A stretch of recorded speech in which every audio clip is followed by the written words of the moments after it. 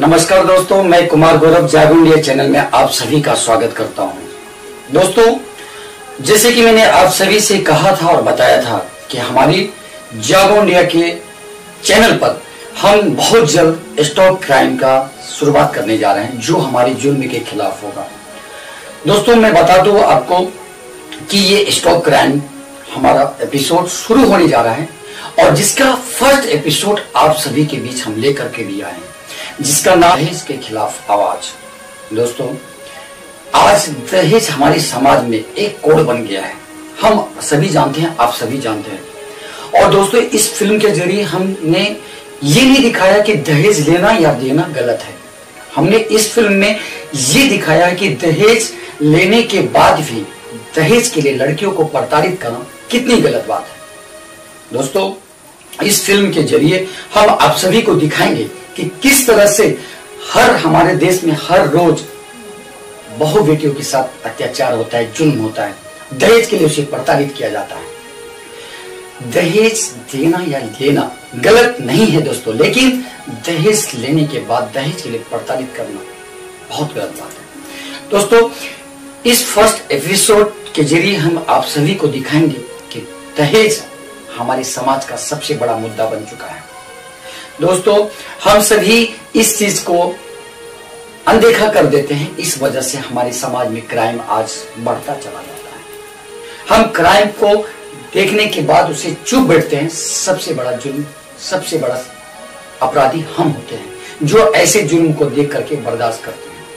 दोस्तों, हम चाहते हैं कि ऐसे जुल्म, ऐसे लोगों के खिलाफ आप आवाज उठाओ, ऐसे लोगों के खिलाफ आप कार्रवाई करो जो ऐसी तरह के जुल्म को अंजाम देते हैं। दोस्तों, हमारी ये फर्स्ट एपिसोड जो है बहुत ही अच्छी स्टोरी लेके आप सभी के बीच आए हैं। तो मैं चाहता हूं कि आप तमाम लोग इसे देखें और देखने के बाद सिर्फ देखें नहीं, क्योंकि ये फिल्म हमारे समाज के लिए सबसे बड़ा संदेश है और खास करके हमारे बहनों के लिए, देश की बेटियों के लिए सबसे बड़ा संदेश है। क्योंकि इस फिल्म के जरिए हम एक से एक चीज आपके बीच रखेंगे जिसे आपको देखकर लगेगा कि हाँ, ये हमारे लिए बहुत बड़ा संदेश है। आइए आपको सबसे पहले लेकर चलते हैं और दिखाते हैं। ये कहानी शुरू होती है एक छोटे से गांव से, जहां पे एक रामदयाल नाम के एक किसान रहते हैं। उनके एक छोटा सा फैमिली होता है, रामदयाल, उसकी पत्नी और उसके बेटी और एक बेटा। दोस्तों, हम सभी जानते हैं कि हमारे समाज में छोटे लोगों को, जो कम पैसे वाले होते हैं, उसका नजरिया कैसा होता है, ये हम सभी जानते हैं। तो दोस्तों, आइए आपको दिखाते हैं इस एपिसोड के और सीधे चलते हैं हम। एक मंदिर से ये कहानी स्टार्ट होती है और मंदिर के बाद रामदयाल के घर पे पहुंचते हैं और उसके घर के हालात को दिखाते हैं, उसके फैमिली के आपको दिखाते हैं कि उसका फैमिली किस तरह से एक छोटा सा फैमिली, खुशहाल फैमिली होता है। आइए देखते हैं।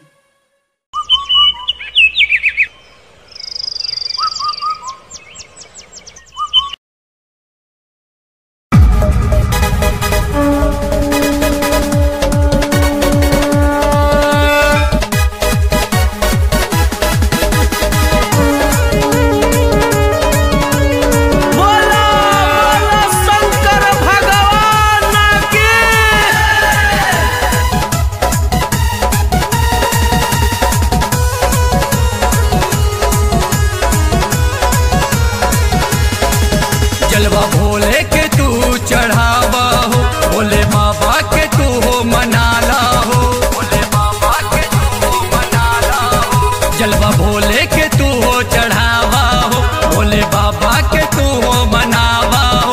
भंग भूमिया के पीस के तू पीला, चला चला जेब घर चला, भंगिया पी के ते डोला। चला चला देव घर चला, भंगिया पी के तानी डोला।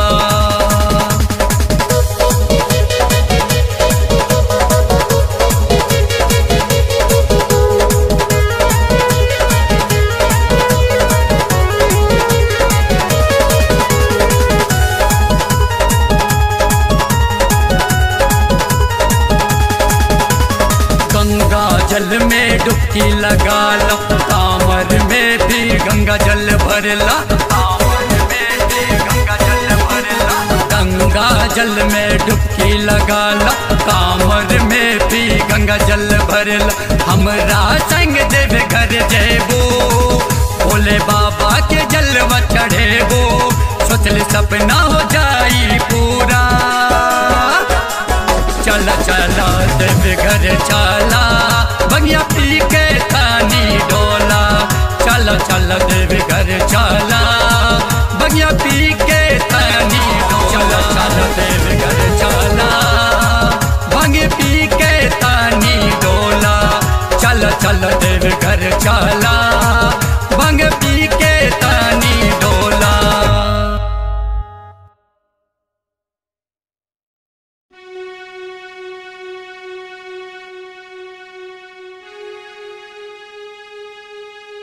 कैसे हो शांति बिटिया? हाँ बाबा, आपकी दया और महादेव की कृपा से बिल्कुल अच्छी हूँ। सदैव मंगलमय रहे। राम दयाल, कैसी है तबीयत आपका? हाँ बाबा, पहले से तो ठीक है, आगे प्रभु की इच्छा। राम दयाल, ये सब तो महादेव का कृपा है। महादेव सदा सुखी रखे। राधा बिटिया की शादी कब करवा रहे हो? बस बाबा, कोई अच्छा सा लड़का मिल जाए तो फिर उसका हाथ जल्दी पीला करा दो। हाँ बाबा, आप तो जानते ही हैं मेरी राधा बिटिया कितनी सीधी साधी है। तो बाबा, एक अच्छा सा परिवार मिल जाए महादेव की कृपा से तो फिर बात बन जाए। हमारी राधा बिटिया तो एक अच्छा लड़का मिलेगा। राजा का क्या हाल है? उसका क्या बताएं बाबा, हमेशा उसी का चिंता लगा रहता है। गलत संगत पढ़ के जब भी देखो इधर उधर करते रहता है भर दिन। जब भी उसे कुछ समझाने की कोशिश करता हूँ, ये शांति आके बीच बचाव करने लगती है उसको। बस बाबा, हमेशा उसी का चिंता लगा रहता है। कोई बात नहीं, महादेव सब ठीक करेंगे। अच्छा बाबा। अच्छा बाबा। सदैव महादेव सदा सुखी रखे।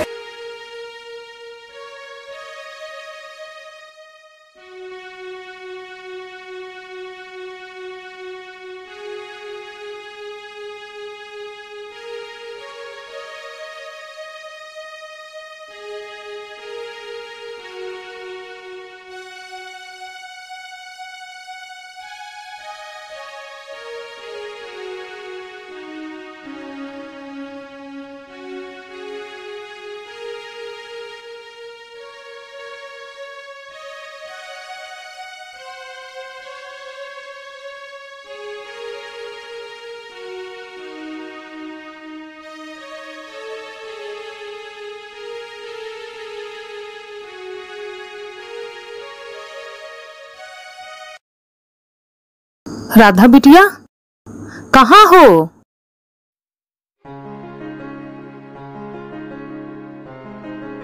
हाँ माँ, आ गई मंदिर से। हाँ आ गई। राजा आया था क्या? हाँ आया तो था, फिर चला गया। कुछ खाया था कि नहीं मेरा राजा बेटा? वाह जी वाह, यहाँ पति भूखा प्यासा बैठा है, इसको पूछने वाला कोई नहीं, लेकिन वो निकम्मा मुफ्त का रोटी तोड़ रहा है, इस बात का सबको चिंता है। क्या आप भी दिन रात मेरे राजा बेटा के पीछे पड़े रहते हैं? देखना, एक दिन बहुत बड़ा आदमी बनेगा मेरा राजा। तुम्हारे मुंह में घी शक्कर, हम तो इसी दिन का इंतजार कर रहे हैं कि वो कब बड़ा आदमी बन जाए। देखना जी, बहुत जल्द वो दिन आएगा। अच्छा भाई, मनोकामना जल्द तुम्हारी पूरी हो। अब चलो खाना दो, बड़ी जोर की भूख लगी है।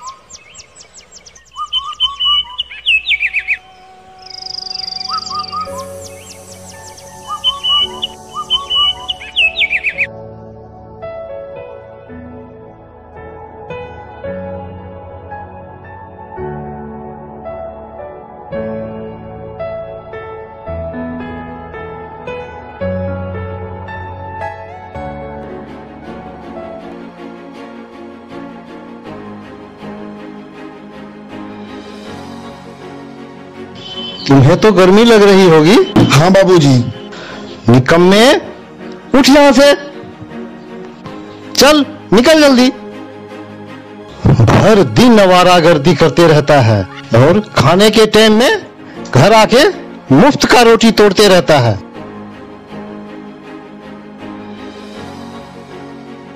अरे राजा कहाँ है? अरे अभी यही तो था। निकम्मा गया होगा किसी का भलाई करने। एक तो बच्चा थका हारा घर पे आता और ऊपर से आप इतना बरसते हैं उसके ऊपर। थका हारा और राजा।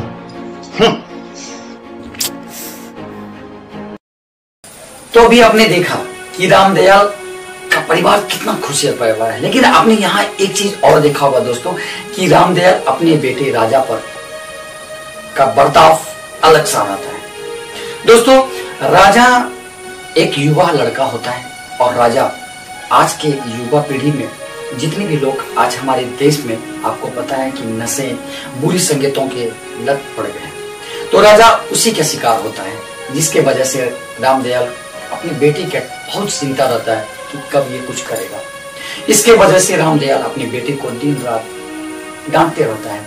दोस्तों अब बात करते हैं राधा की। दोस्तों जिस घर में जवान बेटी हो उसके पिता का क्या हाल हो सकता है आप जानते हैं, हम सभी जानते हैं। रामदयाल राधा की शादी को लेकर के काफी परेशान रहते हैं और रामदयाल रात दिन इसी ताक में रहते हैं कि कोई अच्छा सा लड़का मिल जाए और राधा का हाथ पीला कर दे। लेकिन रामदयाल काफी लोगों के पास जाते हैं, अपनी बेटियों का रिश्ता तय करते हैं, लेकिन सब जगह पे बात एक ही जगह पे आके अटक जाती है और वो बात है दहेज। दहेज आज किसी भी बेटी का शादी करवाते हैं तो दहेज का डिमांड सबसे पहले होता है कि आप कितना लोगे, आप कितना दोगे। तो वहीं पे रामदयाल जब अपनी बेटी राधा का रिश्ता कहीं भी तय करने जाता है तो हर जगह उसका मुद्दा अटक जाता है और मुद्दा अटकता है दहेज पे। दोस्तों रामदयाल चिंतित रहते हैं, हर जगह वो जाता है और हर जगह से वो हार के चला आता है। एक दिन संजोग से रामदयाल थका हारा और परेशान कहीं से रिश्ता देखकर आ रहा होता है और वो मन में यही सोचता है कि आज तक मुझे अपनी राधा के लिए कोई अच्छा परिवार नहीं मिला। दोस्तों उसी समय रामदयाल के बचपन का दोस्त श्यामलाल चौधरी जो काफी रईस फैमिली से होते हैं, वह उसी रास्ते से गुजर रहा होता है और अपने बचपन के मित्र रामलाल को चिंतित देखकर, परेशान देखकर उससे पूछ बैठता है। रामदयाल अपनी सारी बातें अपने दोस्त को बताता है। श्यामलाल जी बड़े ही प्यार से अपने रामदयाल दोस्त से उसकी बेटी का हाथ अपने बेटे के लिए मांगता है। दोस्तों कोई भी बड़ा परिवार छोटे परिवार को नहीं अपनाता है, लेकिन श्यामलाल जी पुराने जमाने के और दहेज के खिलाफ चलने वाले इंसान थे। उन्होंने राधा का हाथ बड़े ही प्यार से रामदयाल से मांगा। रामदयाल इस बात को सुनते ही खुशी से उछल जाते हैं और उसकी मतलब खुशी का ठिकाना नहीं रहता है। आइए देखते हैं क्या होता है।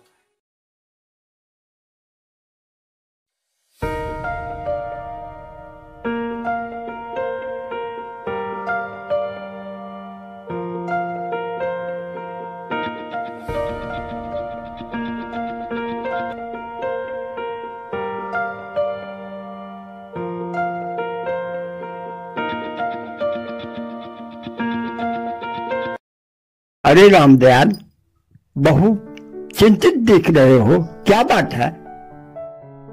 क्या बताएं चौधरी, हमारी तो एक ही चिंता है, जिस घर में जवान लड़की हो उसके बाप को क्या हो सकता है, आपको तो सब कुछ पता है। बस इतनी सी बात जी। क्या रामदयाल, इतनी सी बात लेकर के इतना चिंता में डूब गए हो? अरे रामदयाल, मेरे मन में एक बात थी जो तुम्हें कहना था। जरूर। अगर तुम्हें एतराज न हो तो मैं तुमसे एक बात कहना चाहता हूँ। जरूर। राधा बेटिया को देखा ही हूँ, राधा बेटिया जैसी मुझे बहू चाहिए थी। अगर तुम्हें एतराज न हो तो तुम्हारी बचिया की हाथ मैं अपने बच्चे के लिए मांगता हूँ। क्या आप हमारे लड़की को अपनाएंगे? देखो, हमें जैसी बहू चाहिए वो सारा गुण तुम्हारी बचिया में है, इसलिए हम उसका हाथ मांगते हैं। आज तो मैं बहुत प्रसन्न हो गया आपका यह बात सुनकर। चौधरी जी, आपने तो मेरे मन का बोझ ही हल्का कर दिया। ये तो हमारी बेटी की भाग्य है जो आपके घर की बहू बनेगी। अच्छा, अब ये सब बातें छोड़ो, हम तुम्हारे घर आ रहे हैं कल राधा बिटिया को देखने के लिए। जैसी आपकी इच्छा। चौधरी जी प्रणाम।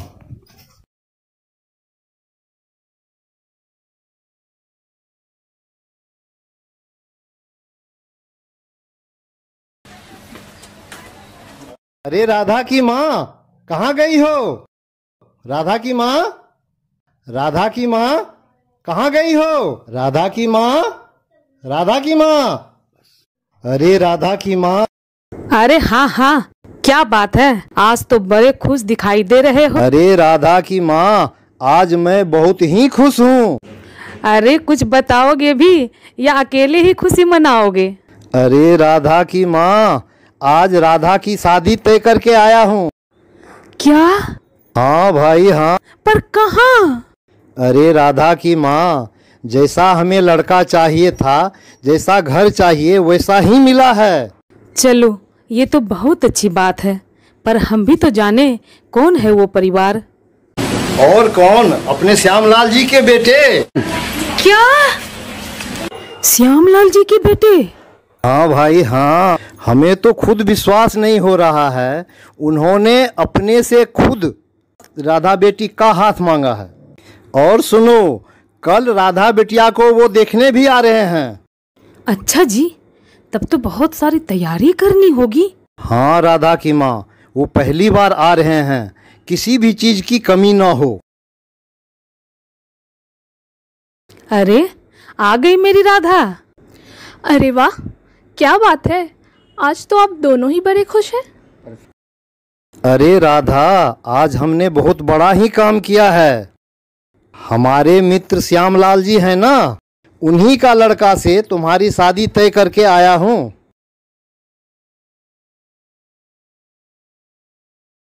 बेटा, बहुत ही अच्छा परिवार है, वहाँ जिंदगी भर खुश रहोगी तुम।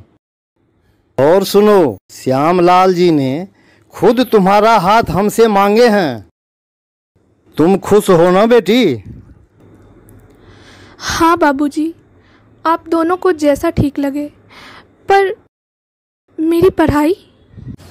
अरे तू पढ़ाई की चिंता मत कर, मैंने बात कर ली है, तुम्हारी पढ़ाई नहीं रुकेगी। थैंक यू बाबूजी।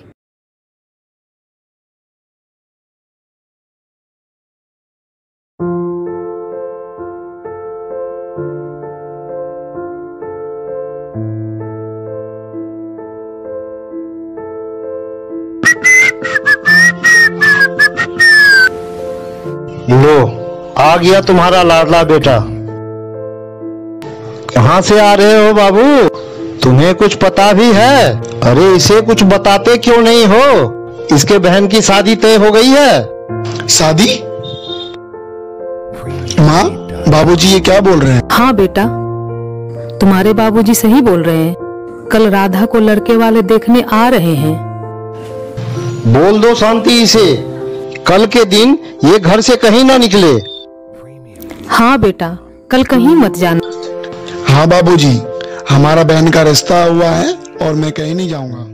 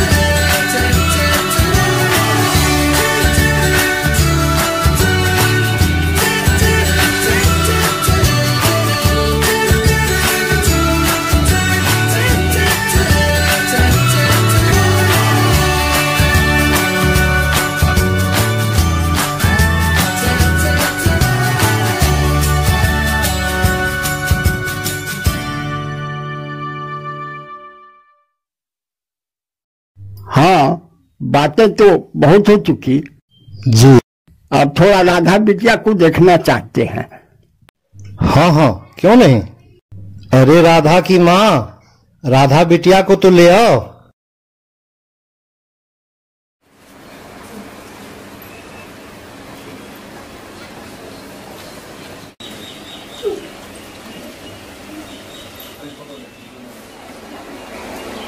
हाथ जोड़ी नमस्ते।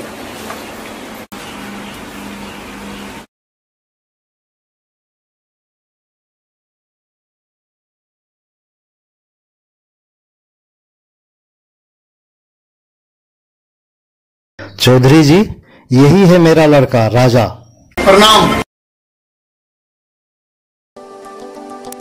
हाँ रामदयाल जी, बहू तो हमें पसंद है। क्यों विजय की माँ?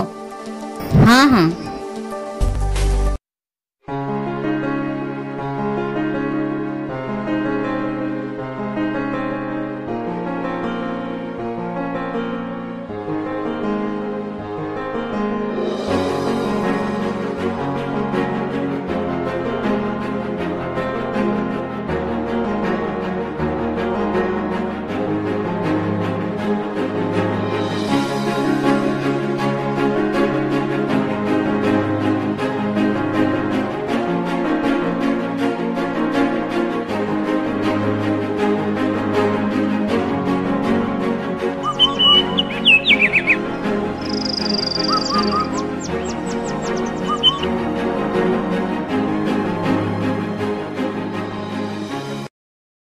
रामदयाल जी, जी ये संबंध हमें बहुत पसंद है। जी।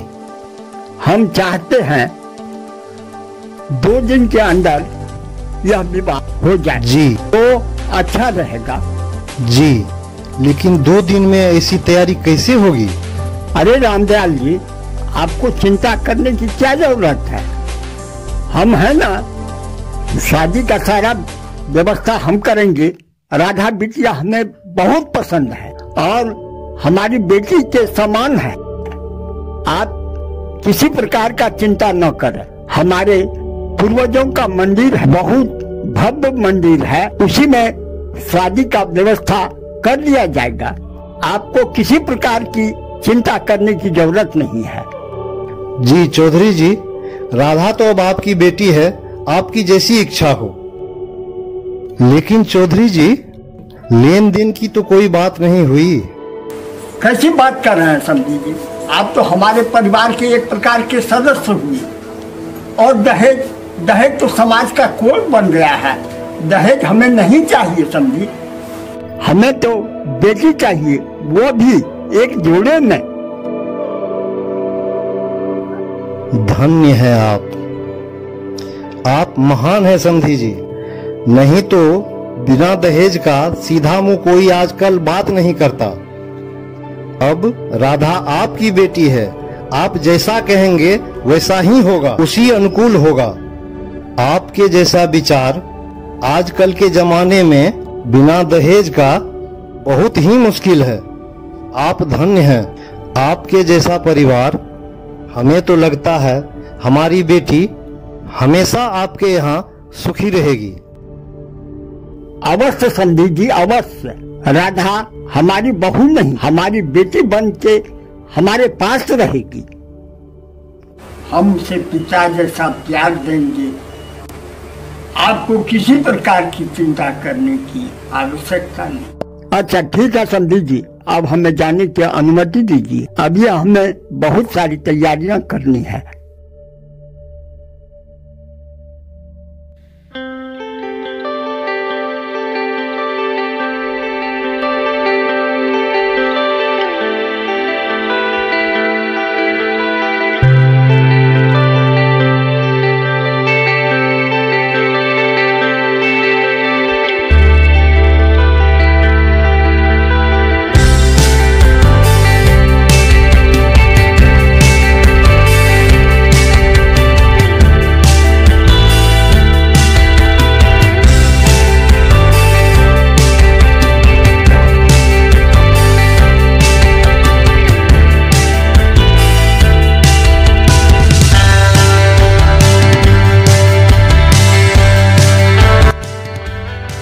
अच्छा समझी जी अब हम विवाह के रोज आपसे मिलते हैं। जी।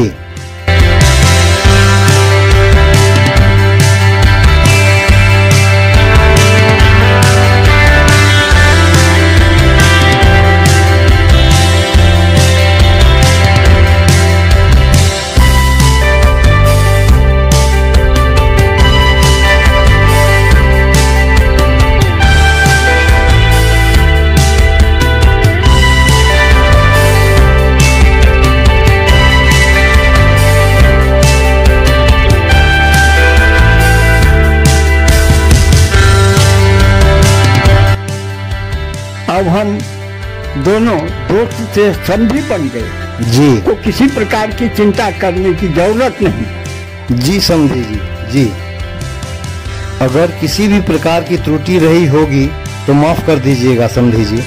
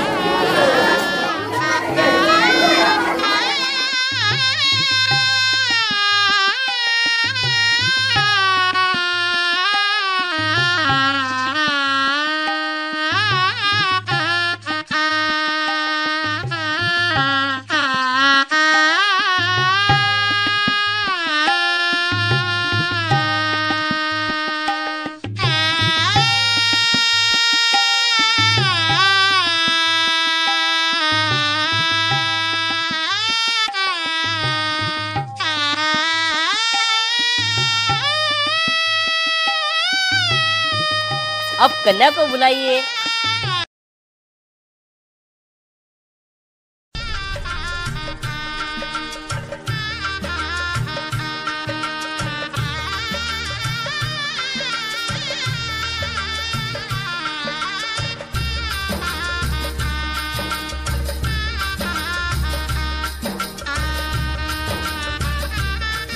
जी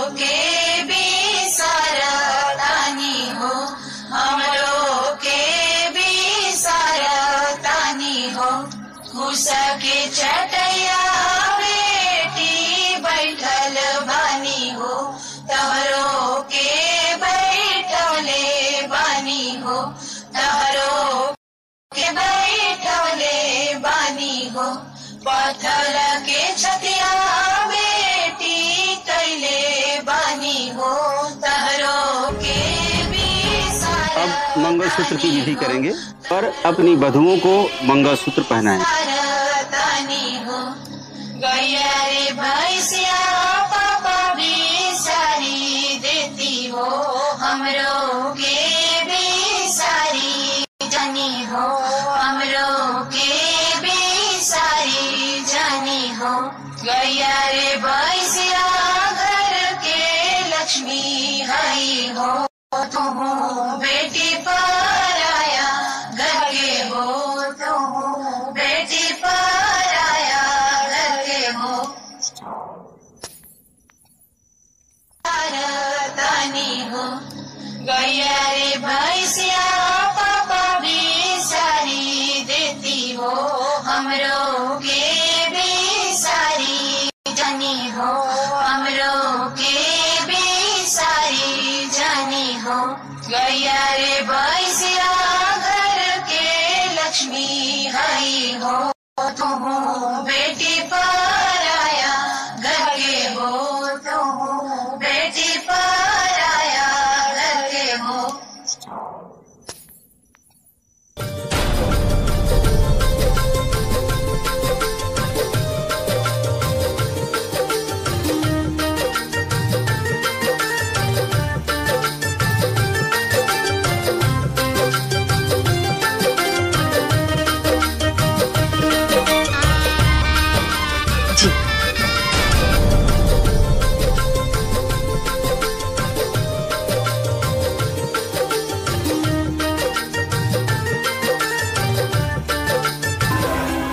अग्निदेव को साक्षी मानकर आज से आप दोनों पति पत्नी के रूप में परिणित हो गए। अपने कुशल दाम्पत्य जीवन के लिए अपने बड़ों का चरण छू के शुभ आशीर्वाद ले लीजिए।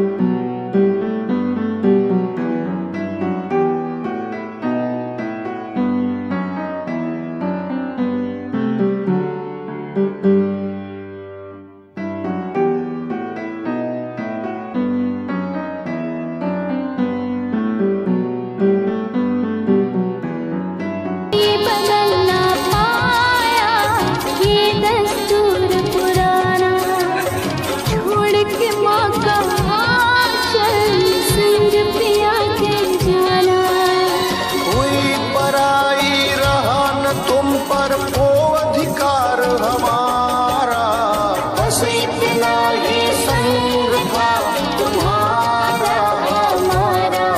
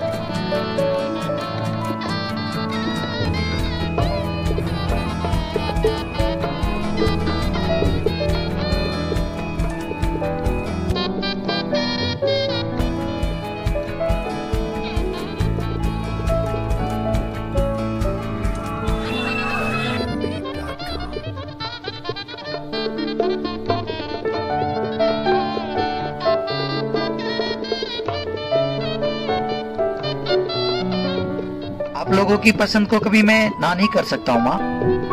आप लोगों की पसंद हमारी पसंद है।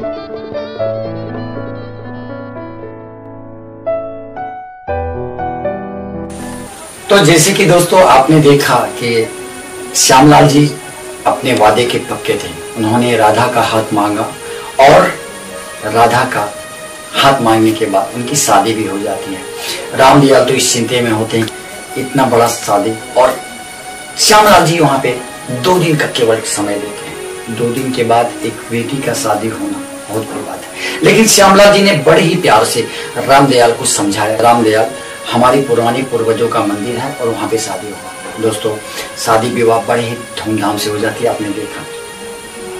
लेकिन मैं आप सभी से पूछता हूं कि क्या जरूरी है कि श्यामलाल जी बिना दहेज के शादी की है? तो क्या उसका फैमिली यानी राधा की सासू माँ उसे एक्सेप्ट करेगी?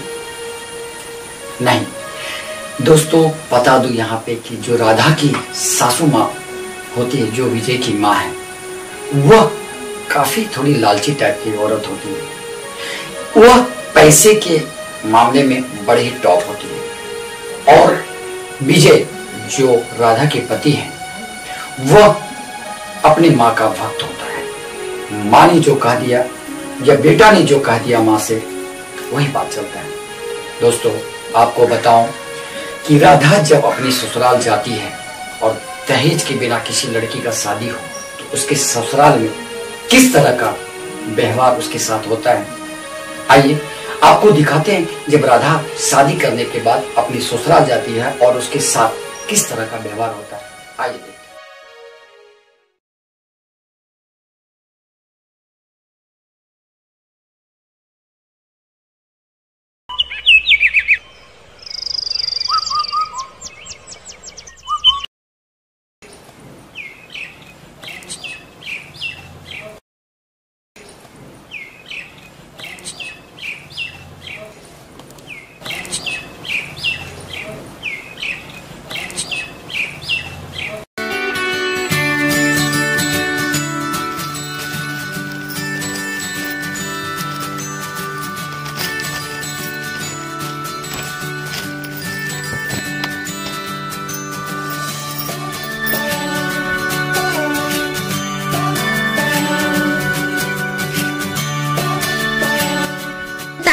बैठो।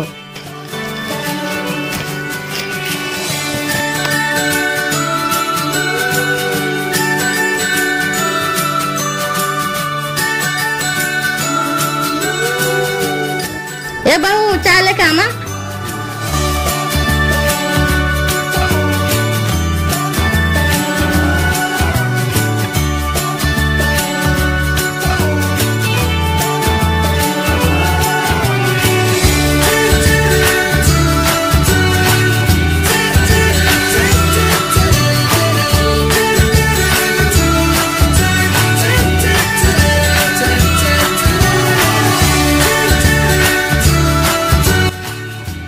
और बहुत देखभाल करती है ना ठीक से?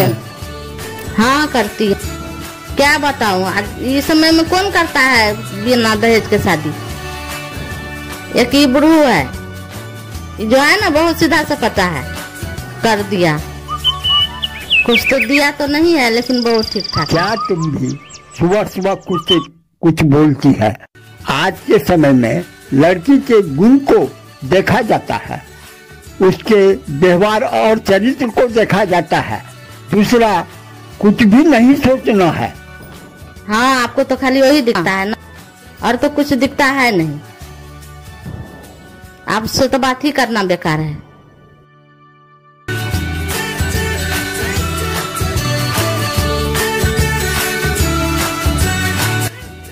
अच्छा मैं मंदिर होके आता हूँ। हाँ ठीक है।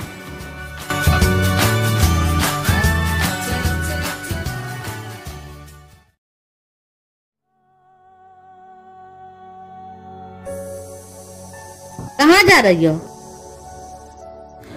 माँ जी मैं कॉलेज जा रही हूँ। कोई जरूरी है ना पढ़ने लिखने के, जा अंदर। माँ जी मैं पढ़ाई नहीं छोड़ सकती। कोई जरूरी ना पढ़ने लिखने का। मैंने नहीं, कोई जरूरी ना पढ़ने लिखने का। ये सब हम नहीं जानते हैं। मैंने शादी से पहले भी कहा था मैं पढ़ाई नहीं छोड़ूंगी। हम ये सब नहीं जानते हैं, ये सब तुम्हारे पिताजी जाने, हम नहीं जानते हैं।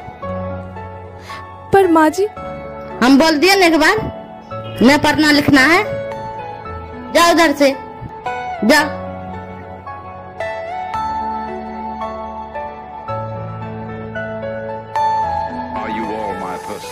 अरे क्या हो गया माँ? देख लो अपनी बहुरिया के, एकदम बात नहीं सुनती है। क्या हो गया? कुछ बोला क्या तुझे? हाँ बहुत कुछ बोला। हम बोला को हम जाएंगे पढ़ने कॉलेज। एकदम नहीं उसको जाने देना माँ कॉलेज। ये सब से ना बाबूजी का किया धरा है। मैं तुझे पहले भी बोला था, ये सब बाबूजी का किया धरा है। तुम्हारा बाबू भी समझेगा, हम नहीं समझेंगे। तुझे कुछ बोला क्या माँ? ठीक है मामा, देखता हूँ उसको।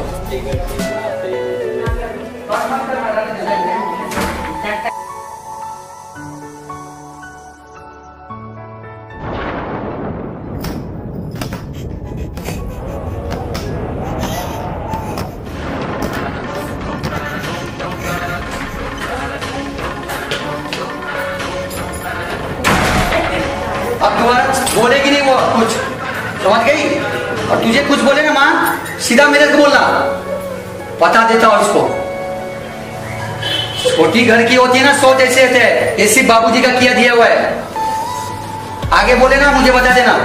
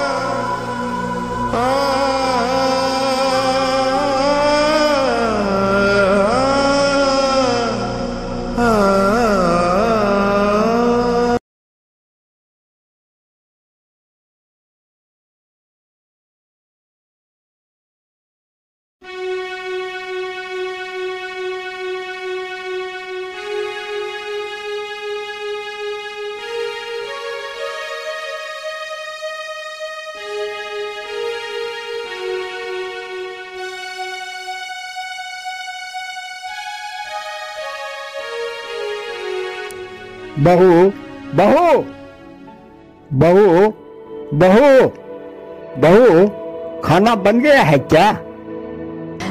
जी बाबूजी। बहू, तुम्हारे चेहरे पर यह निशान कैसा? अरे बहू, तू क्या बताएगी?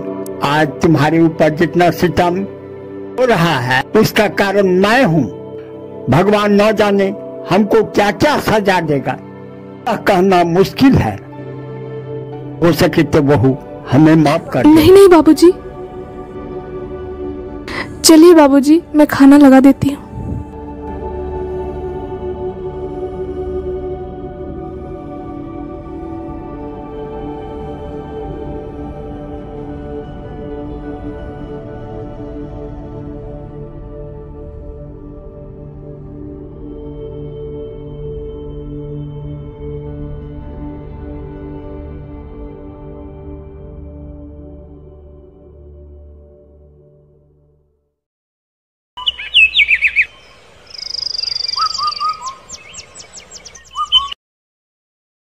देखो ना ये गाड़ी कितना अच्छा लग रहा है ना। मैं सोच रहा हूँ ना इस बार वो गाड़ी हटा कर ना ये गाड़ी ले लूं। पर माँ इसका प्राइस ना 10 लाख रुपया है। देखो ना आंटी, हाँ, अच्छा लग रहा है ना। पर माँ इसका प्राइस ना 10 लाख रुपया है। माँ, मेरे दिमाग में ना एक आइडिया आ रहा है। इसके पिता ने आज तक कुछ दिया नहीं मुझे, क्यों ना इस गाड़ी का डिमांड कर डालूं। लेकिन इस गाड़ी का डिमांड करने से कुछ नहीं होगा माँ, क्योंकि इसका प्राइस ना 10 लाख रुपया है। 5 लाख रुपया मैं दे दूंगी, 5 लाख उससे मांग लो। अगर तू 5 लाख दे देगी ना माँ, तो मैं 5 लाख इसके पापा से मंगा लेता हूँ। पापा से मांग लो। सुनो, तुम्हारे पापा ने आज तक मुझे कुछ नहीं दिया, आखिर मैं भी तो उनका दामाद हूँ। आप तो मेरे पापा की स्थिति को जानते हैं। मुझे वो सब चीज नहीं सुनना है। मुझे 5 लाख रुपया चाहिए तो चाहिए। और माँ, ये गाड़ी ना मुझे चाहिए, और इसके लिए तुम 5 लाख रुपया लेके आओगी। एक काम करो, जाओ अपने मायके और 5 लाख रुपया लेके आओ। आप तो मेरे पापा की स्थिति को जानते हैं, फिर भी क्या? शादी के इतने दिनों बाद मैं कुछ मांग रहा हूँ। बताओ आंटी, शादी के इतने दिन के बाद मैं कुछ मांग रहा हूँ पहली बार। मुझे 5 लाख रुपया चाहिए तो चाहिए, बस। माँ तुम बोलो ना। हाँ जाओ लेके जाओ। तुम्हारे पिताजी ने आज तक मुझे कुछ नहीं दिया, पहली बार कुछ मांग रहा हूँ। जाओ 5 लाख रुपया लेके आओ, मुझे ये गाड़ी चाहिए तो चाहिए। और सुन, अगर इस घर में रहना है तो 5 लाख रुपया लेके आओ, जाओ। जाओ, खड़े खड़े मुंह क्या देख रहे हो, जाओ जल्दी यहाँ से जाओ। आज तक कुछ नहीं दिया इसके पापा ने। मेरे बाबूजी के कहने से बस एक जोड़े में दुल्हन चाहिए और ले आए बेटी भाई। लेकिन आज पहली बार डिमांड किया। माँ क्या लगता है राधा पैसा लाने गई है, क्या लेकर आएगी? लेकिन माँ अगर पैसा नहीं दिया ना तो इस राधा की बच्ची को मैं यहाँ रहने नहीं दूंगा।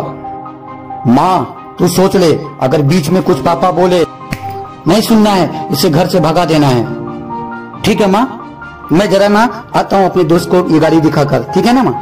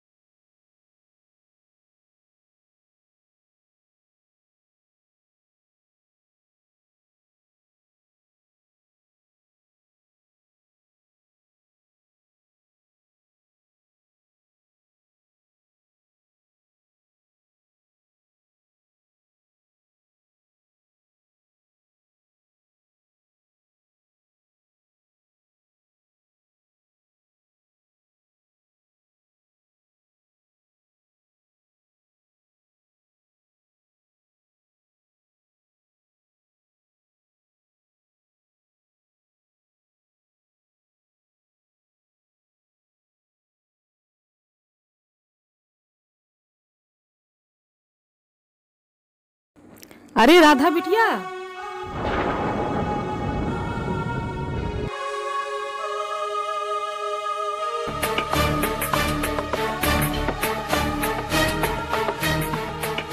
अरे राधा बिटिया, ये कैसा निशान है बेटा? बोलो बोलो बेटा बोलो। अरे यहाँ भी है, पूरे बदन में तुम्हारे कैसे निशान है बेटा? क्या हो रहा है ससुराल में तुम्हारे साथ? बोलो बेटा बोलो, राधा बोलो। कुछ नहीं माँ, कुछ नहीं है। मैं तुम्हारी माँ हूँ बेटा, मैं तुम्हारे मन की बात तुम्हारे चेहरे को समझ सकती हूँ, पढ़ सकती हूँ। अपनी माँ को भी नहीं बताएगी?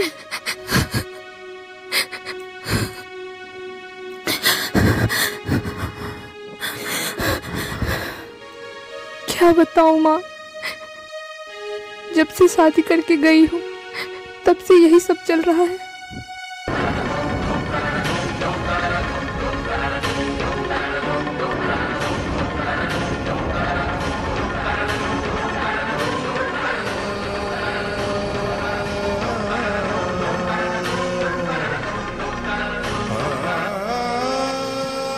अरे राधा की माँ, आज चाय मिलेगी कि नहीं? माँ तू रो मत माँ, तुझे मेरी कसम है, बाबूजी को इन सब के बारे में कुछ मत बताना। बाबूजी चाय का इंतजार कर रहे होंगे।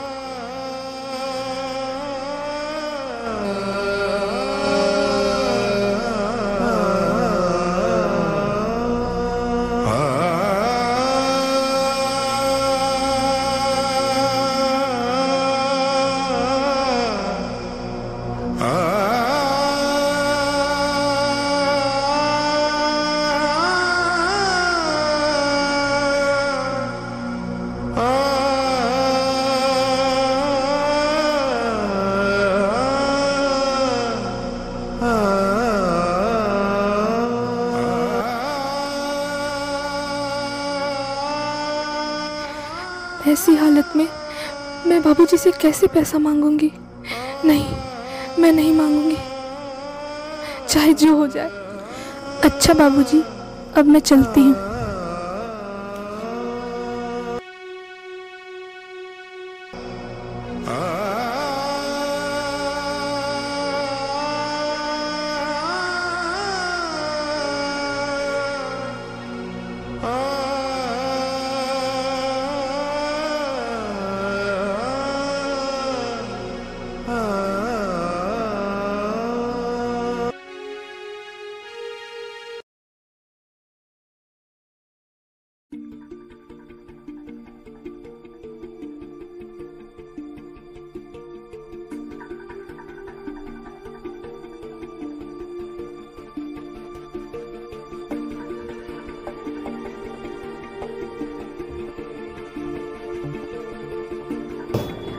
कहाँ जा रही हो? माँ जी, मैं पहले ही बोल रही थी, नहीं हो पाएगा मेरे बाबूजी से। इतना हम नहीं जानते। मेरा बेटा 5 लाख रुपया चाहिए, ला के दो। माँ जी, नहीं हो पाएगा उनसे। हम नहीं जानते, बोल दिए ना एक बार। ला के दो, नहीं तो जाओ यहाँ से। माँ जी, मैंने कहा ना, जाओ यहाँ से। माँ जी, मैंने कहा ना, नहीं हो पाएगा और मैं यहाँ से कहीं नहीं जाऊंगी। जाओ। आता है मेरा बेटा, तब हम तुमको बताते हैं।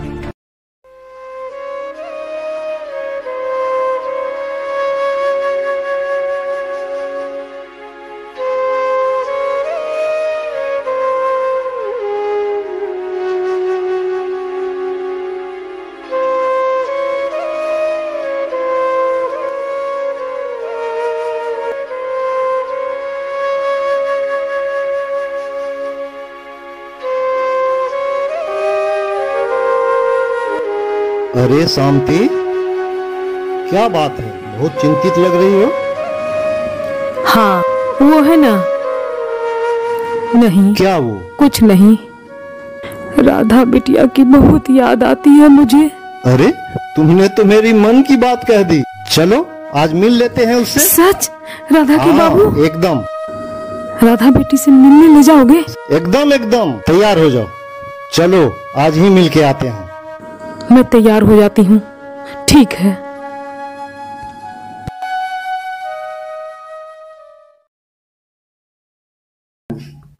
माँ आई क्या? आई तो है, लेकिन कुछ लेकर नहीं आई है। हाँ, जैसे खाली गई थी ऐसे खाली आई। देख माँ, बर्दाश्त की भी सीमा होती है। अब इस राधा की बच्ची को मैं घर में नहीं रहने दूंगा, और ना तू बीच में बोलेगी और ना बाबूजी को बोलने दूंगा। निकालो घर से।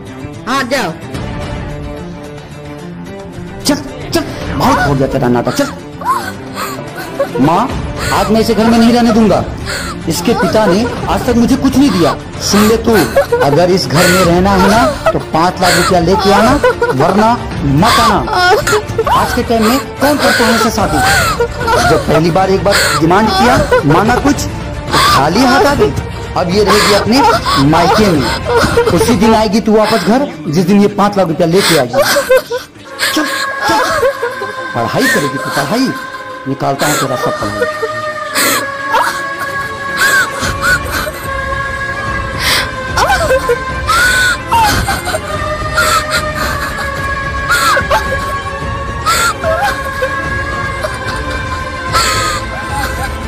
अरे वो तो अपनी राधा बिटिया है। उठो उठो राधा बिटिया, उठो। अरे राधा के बापू, राधा बिटिया के साथ यहाँ क्या हो रहा है?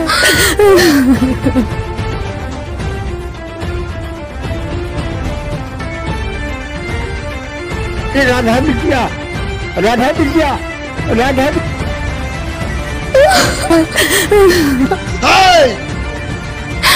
राधा बिटिया, राधा बिटिया, राधा बिटिया। अरे अरे, ये तूने क्या कर ली? आ भगवान, कितना अन्याय मेरी बेटी के साथ हुआ है। अरे बिटिया, ये कैसा हाल है? आप चलिए घर, आपके वजह से हुआ है। नहीं नहीं सुनिए, आप अपनी बेटी को लेके जाइए यहाँ से। आपकी बेटी की अब जरूरत नहीं है, जाइए। श्यामलाल जी, श्यामलाल जी, ऐसा मत कीजिए मेरे बेटी के साथ। ये क्या कर रहे हैं आप? ऐसा जमाई मत बाबू, कीजिए मेरे साथ। ऐसा मत कीजिए मेरी बेटी के साथ। बाबूजी चलिए, ऐसे लोगों से मुंह नहीं लगना हमें।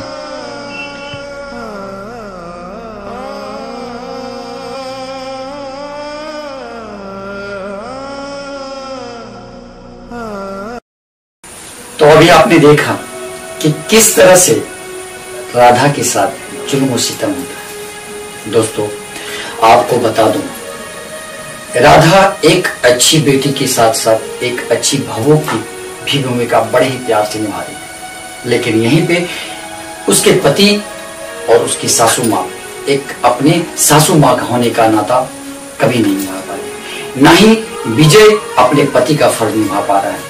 दोस्तों आपको बता दो कि जो पैसे वाले होते हैं इनके लिए हर चीज बदलना एक शौक हो जाता है। विजय को नई गाड़ी चाहिए होती है और नई गाड़ी के लिए वह पैसे का डिमांड करता है, जिसमें कि वह अपने पत्नी से 5 लाख रुपया का डिमांड कर देता है। 5 लाख के लिए अपनी पत्नी को परेशान करता है। वही लड़की जब आती है अपने मायके, वो बिना कुछ बोले चली जाती है। क्यों?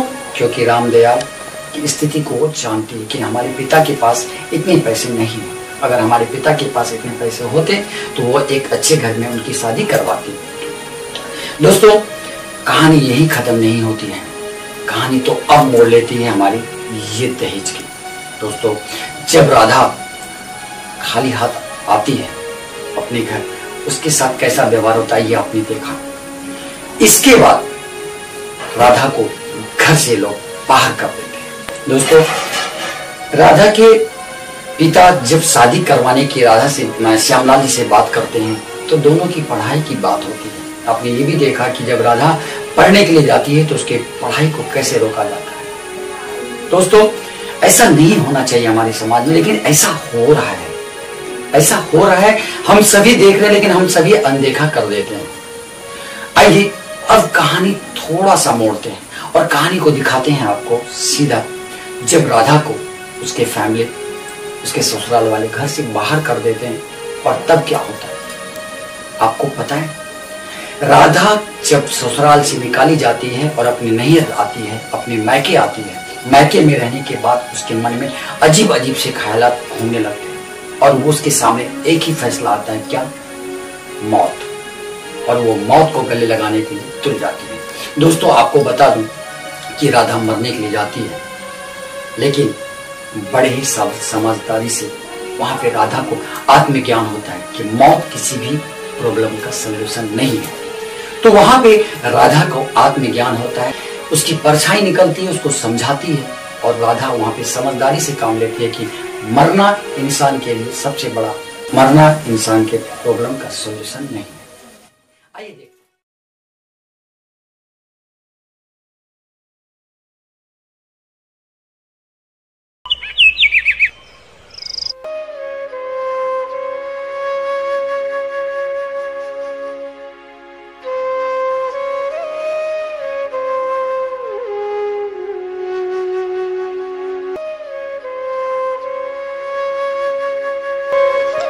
इतने दिनों से वही तो पिलाती थी मुझे चाय। कोई बात नहीं है, तू बना देगी। जरा ठहरिए जी, मैं राधा बिटिया को जरा देख कर आती हूँ। ससुराल से पहली बार आई है। हाँ हाँ देख लो।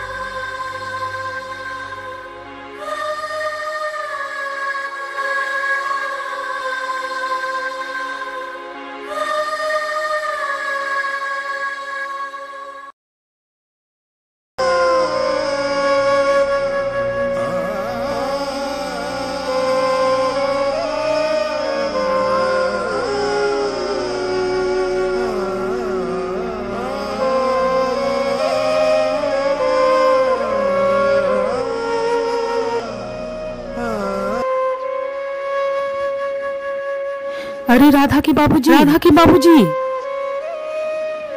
अरे राधा बिटिया घर पे कहीं नहीं दिख रही है। क्या? अरे राधा बिटिया कहीं नहीं दिख रही है। अरे यही कहीं होगी, देखो अपने कमरे में। और कहाँ जाएगी? अरे मैंने सारा कमरा छान मारा, कहीं नहीं दिखाई दे रही है राधा बिटिया। अरे क्या तुम भी यही कहीं हो? चिंता मत करो, मैं देखता हूँ। देखिए न जरा सा।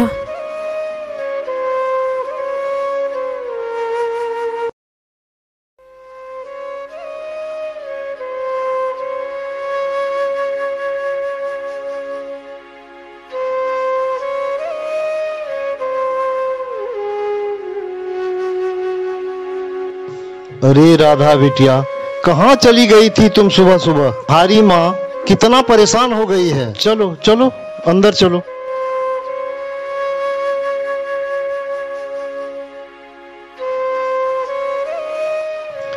ये लो तुम्हारी बेटी। अरे राधा बिटिया,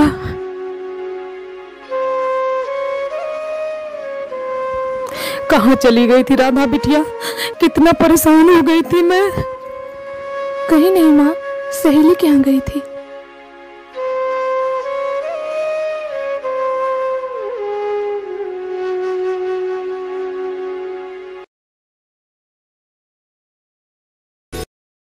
आपने भी देखा कि राधा घर पहुंचती है।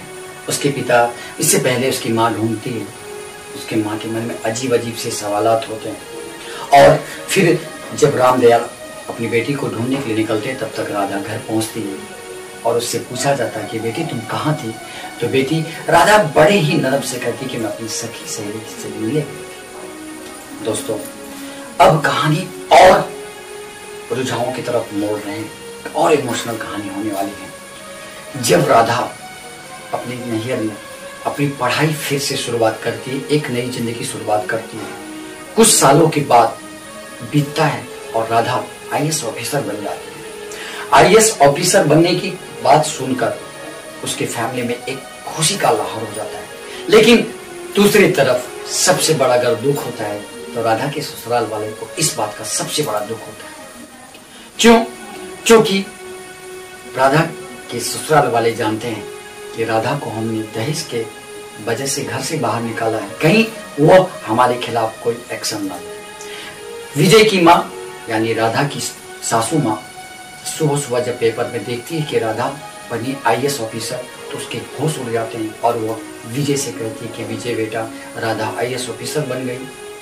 तो विजय कहता है कि माँ चलो, इससे पहले राधा जब उस पोजीशन पर जाए उससे पहले हम उसे मना करके घर ले आते हैं। दोस्तों, यहाँ पे सिर्फ एक बचाव के लिए, अपनी बचाव के लिए राधा को घर वापस बुलाने के लिए लोग साजिश बनाते हैं। लेकिन आपको बता दो, राधा जैसी कितनी बहु बेटी आज मौत के घाट उतार दिए जाते हैं। राधा सही सलामत अपने ससुराल से वापस आ जाती है। इस वजह से आज उसने नई जिंदगी शुरुआत की और आज एक बड़ी आईएएस ऑफिसर बन गई। लेकिन राधा की जैसी कितनी बहु बेटियां ससुराल में ही मार दी जाती हैं। दोस्तों, इस बात को हम सभी अनदेखा ना करें, मैं यही चाहता हूँ। और जब राधा आईएएस ऑफिसर बनती है और इसकी खबर उसके ससुराल वाले को जाते हैं, तो ससुराल वाले उससे मिलने के लिए उसके घर पहुंचते हैं। तो वहां मालूम पड़ता है कि राधा अपनी पूरी फैमिली के साथ गांव के मंदिर में पूजा के लिए जाते हैं। तो सभी ससुराल वाले फैमिली जो है उसके मंदिर में पहुंचते हैं और वहां पे मिलते हैं। आइए देखते हैं कि किस तरह से राधा ने बड़ी समझदारी से अपने सासू माँ, अपने पति का आंख खोला और क्या हुआ। आइए देखते हैं। विजय बच्चा, देखो देखो बहू का फोटो है उसमें, और देखो देखो जल्दी।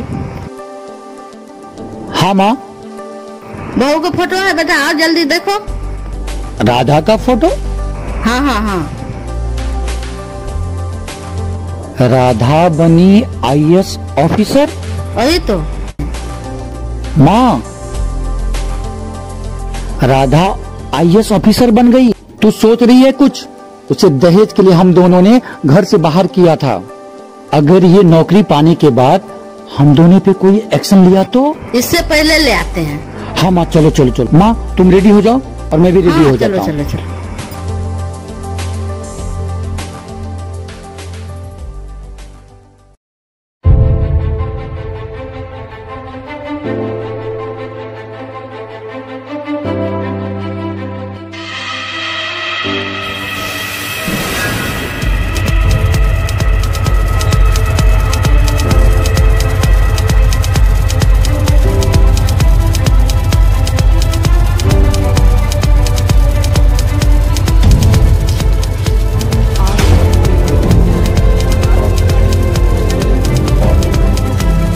बाबूजी, मुझसे गलती हो गई, मुझसे बहुत बड़ी गलती हो गई।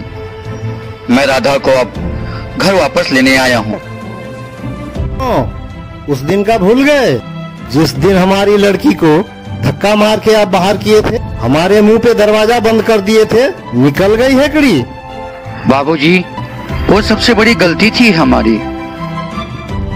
गलती का प्रायश्चित करना पड़ता है बेटे, ये दुनिया है, ये नहीं जैसा हम व्यवहार किए उसा पलट गए। बेटी की जिंदगी है। बाबूजी, मुझसे गलती होगी, माफ कर दीजिए। माफी मांगनी है तो हमारी बिटिया से मांगो। समझी जी, गलती तो बच्चों से होती है, आप इसे माफ कर दीजिए। नहीं समझी जी, अगर माफी मांगनी है तो हमारी बिटिया से मांगिए। मैं इसमें कुछ नहीं कर सकता, आप तो हमारे पुराने मित्र हैं, समझी तो बाद में हुए, इसमें मैं क्या कर सकता। जैसा व्यवहार आप लोगों ने, आपके लड़का ने हमारे बेटी के साथ किया, संबंध तो नहीं टूट सकता है समझी जी। टूट नहीं सकता है, लेकिन आप लोगों ने निभाया भी तो नहीं। राधा को हम अपना बेटी के समान मानते हैं। बेटी के सामान ही तो ले गए थे, फिर ऐसा व्यवहार उसके साथ क्यों हुआ? बाबूजी, ये लोग मुझे लेने नहीं आए हैं, ये सिर्फ मेरी नौकरी के कारण यहाँ आए। हाँ बेटी, मैं जानता हूँ, लेकिन आए तो हैं, अपने प्रायश्चित करने के लिए तो आए हैं ना। समझी जी, अब तो हमें माफ कर दीजिए, लोग शर्मिंदा है अपने किए हुए पर। राधा बेटी, सबसे बड़ा गुनहगार तो मैं तुम्हारा हूँ, मुझे माफ कर दो बेटी। नहीं नहीं बाबूजी। क्या चौधरी जी, सबके सामने हाथ जोड़ के खड़े हो जाते हैं आप?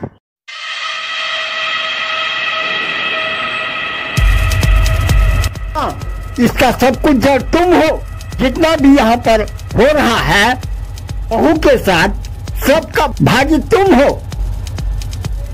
मेरा क्या गलती है उसमें?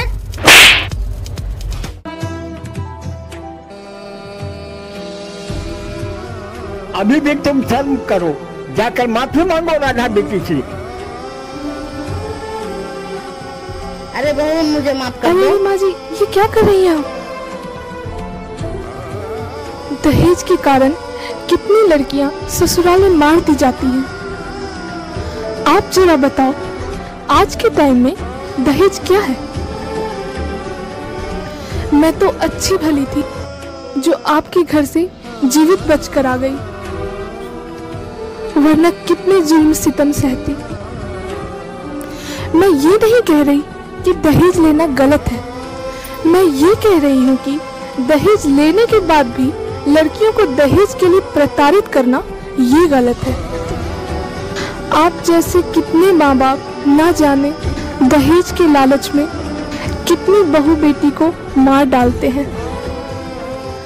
आप भी तो एक बहू है ना, अगर आपके ससुराल में भी आपको इस तरह से टॉर्चर किया जाता तो आप क्या करती? बोल रहे हैं ना बहू, हमसे गलती हो गया, माफ कर दो हमको। माँ जी, मैं आपसे एक बात पूछना चाहती हूँ। अगर मुझे नौकरी नहीं लगती तो आप लोग मुझे लेने नहीं आते ना? ये सब सिर्फ नौकरी के कारण हो रहा है ना? कहीं आपको ये तो डर नहीं था कि बहू को नौकरी लग गई पर कोई एक्शन लेगी? नहीं बहू, और शर्मिंदा मत करो हमको, हम तुम्हें लेने आए, चलो अपने घर। राधा बिटिया, अब जाने भी दे, ये लोग अपने किए पर बहुत शर्मिंदा है बिटिया।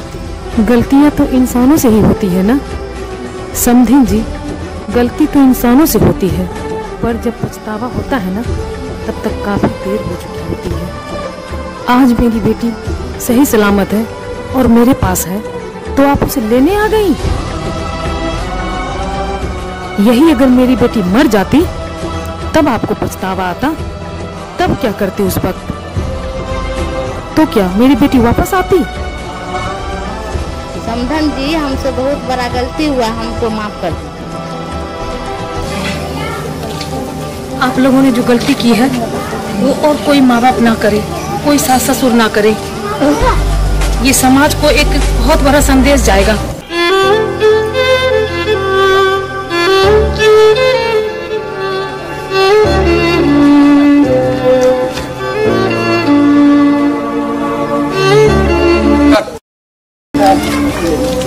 जैसे कि दोस्तों अभी आपने देखा, ये हमारा शॉर्ट फिल्म जो दहेज पे था, और ये हमारी सारी जितने भी आर्टिस्ट हैं, जो कि हमारे ससुर जी बने थे, साले जी बने थे, सास बनी थी, और हमारी जो है कि ये गांव की सास है, और ये हमारी वाइफ का रोल किया रचना, और ये माँ का रोल है शांति, और अनीता जी ने हमारी आंटी का रोल किया, और हमारे चौधरी जी जो हमारे गाँव के दादाजी हैं, त्रिलोकनाथ झा जी। दोस्तों, इस मूवी बनाने का हमारा यही मकसद था कि दहेज आज हमारे समाज में एक कोड बन गया है, और दहेज लेना गलत नहीं है। मैं इसमें ये नहीं दिखा रहा हूँ कि आप दहेज मत लो, मैं ये दिखाना चाहता हूँ कि दहेज के कारण ना जाने कितनी बहु बेटियां फांसी से लटक के मर जाती है, कितनी बहु बेटियों को जलाकर मार दिया जाता है, कितनी बहु बेटियों को किस किस तरह से मारा जाता है, वो आप सभी जानते हैं। दोस्तों, तो मैं आप सभी से यही कहना चाहता हूँ कि अब भी समय है, इस फिल्म से अगर आपको कुछ भी सीख मिला हो तो प्लीज आप लोग इस चीज को समझे, जागरूक करें देश को और बताएं लोगों को। मैं यही कहना चाहता हूं आप सभी से, और एक साथ कहेंगे जागो।